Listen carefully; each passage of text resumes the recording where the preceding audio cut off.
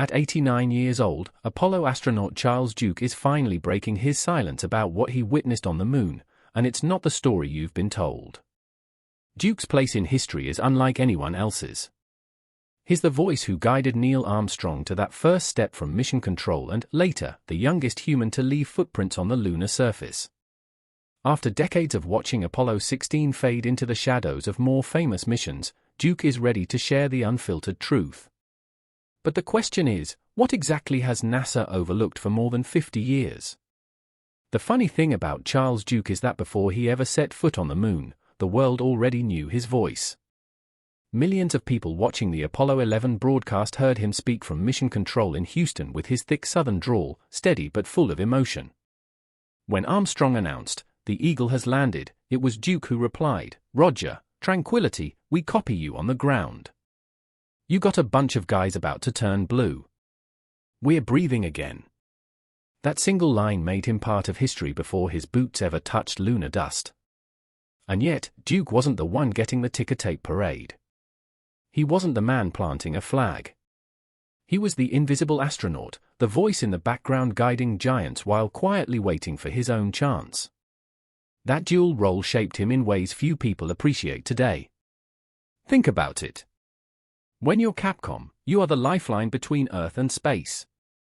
Every word you speak is filtered through the pressure of millions of viewers, every slip or hesitation magnified.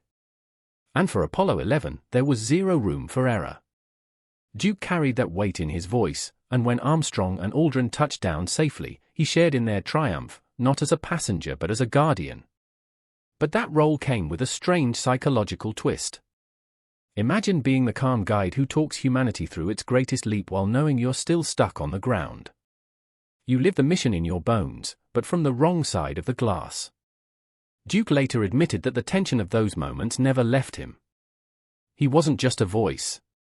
He was a participant who had to hold back the deepest urge to be there himself. That's what makes his later mission so unusual. Unlike Armstrong, Collins, or Aldrin, Duke didn't just carry the memory of walking on the moon. He carried the double vision of being both earthbound and moonbound, of being the one who steadied voices trembling in space and the one who later heard his own voice echoing inside a helmet on another world.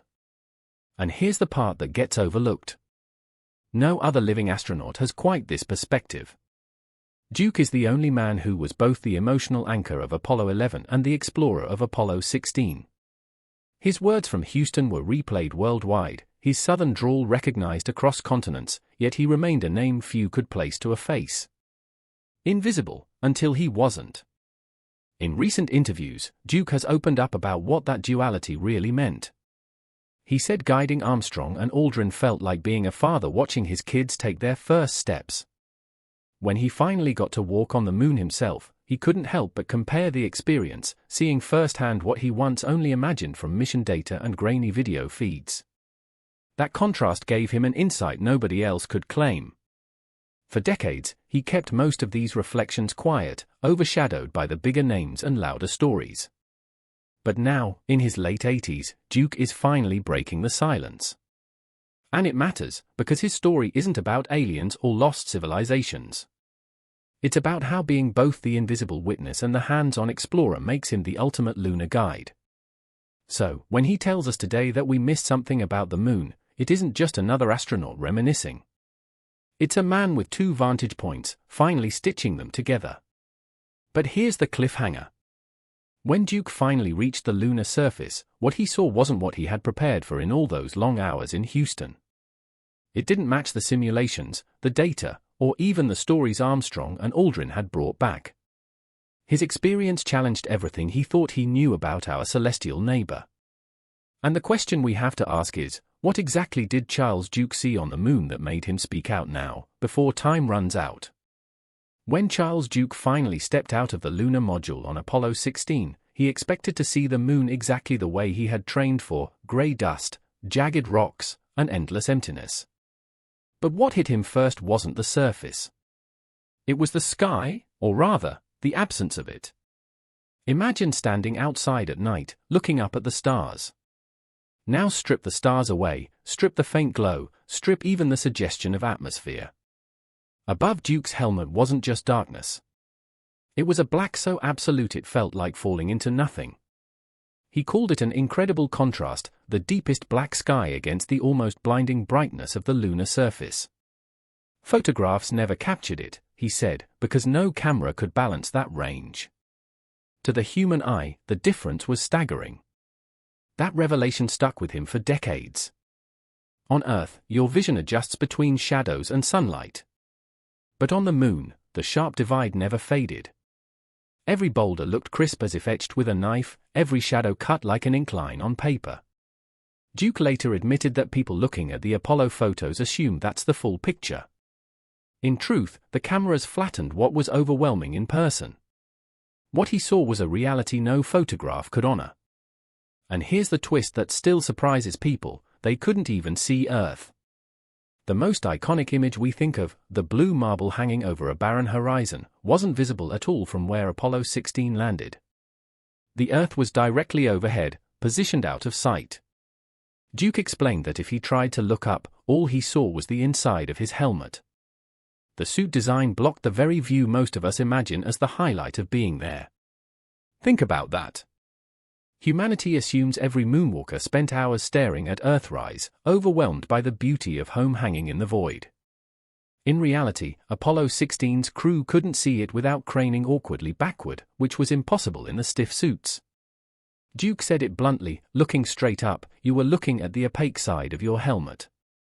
The most poetic scene in pop culture never existed for him. This is why he's speaking out now. He wants people to understand the truth, not the myth. The Moon wasn't a glossy postcard. It was brutal, stark, and limited by the very technology that kept them alive. The helmet itself narrowed their world. With a field of view like a fishbowl, Duke could see forward but not up or around without twisting his entire body. Peripheral vision was gone. That meant exploring the lunar surface wasn't just awe-inspiring, it was clumsy and disorienting. He described trying to survey a ridge while fighting against a suit that refused to let him turn his head naturally. It wasn't the free, panoramic sweep we see in documentaries. It was a struggle inside hardware designed for survival, not comfort. Yet even within those limits, the emotional weight was crushing. Duke said that incredible contrast between black and white wasn't just visual, it felt spiritual. Imagine the universe erased of gradients. No soft skies, no distant haze, no clouds drifting lazily. Just light and void. He admitted that, standing there, he realized for the first time how alien the Moon really was. It wasn't another desert. It wasn't another mountaintop. It was an environment that didn't care if he existed. And that contrast is what he believes history misunderstood. We've reduced the Moon to a backdrop, a grayscale stage for heroic poses. Duke insists that what the astronaut saw was more shocking than any headline. It wasn't about planting a flag or taking a photo. It was about being swallowed by extremes that the human mind wasn't built to process. So why is he talking now, after 50 years? Because, as he puts it, the misconceptions have piled up. Movies, posters, and even NASA's own PR sold a version of the Moon that doesn't line up with what the crew actually experienced. He wants to correct the record before his voice is gone. And his correction is simple: the Moon wasn't beautiful in a comfortable way.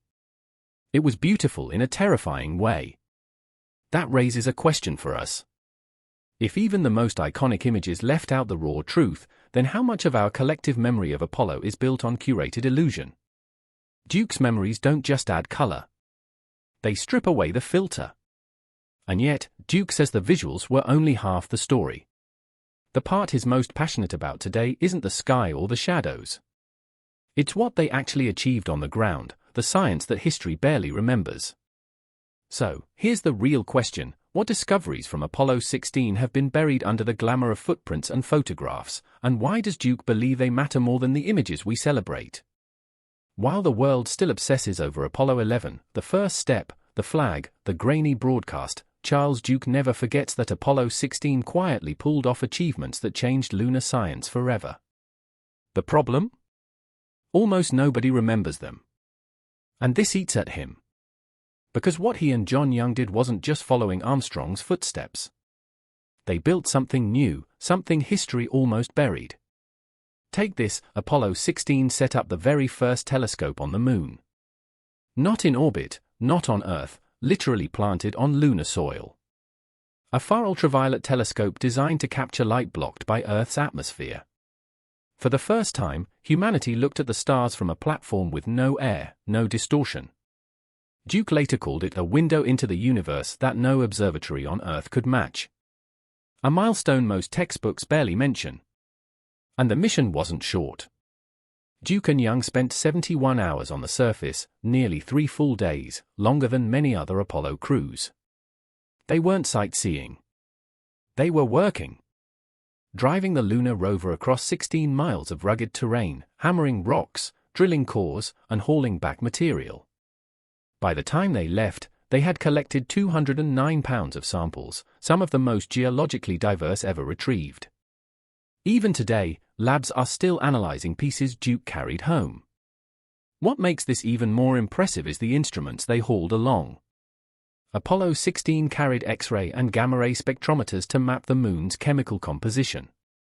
These weren't gadgets. They revealed hidden fingerprints of iron, titanium, and magnesium, clues that reshaped theories about how the Moon formed. Scientists still cite that data. Yet when people talk about Apollo, it's 11, 13, maybe 17. 16 slips through the cracks. And Duke feels that sting. His admitted Apollo 16 deserves more than a footnote. He knows it lacked the drama of Apollo 13's near disaster or the romance of Armstrong's first words. But in pure science, it was unmatched. His frustration is simple: if we forget the science, we've missed the very point of risking lives to go there. Still, Duke wasn't just a scientist. He was human, trapped in one of the harshest places imaginable, finding ways to break the tension.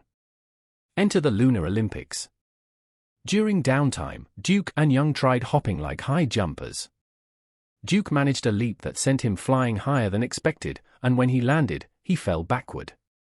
It could have been fatal. The backpack life support wasn't built for crashes. He later admitted it was stupid, but it reminded them they were still men, not machines. Even in lighter moments, Duke never lost sight of the mission.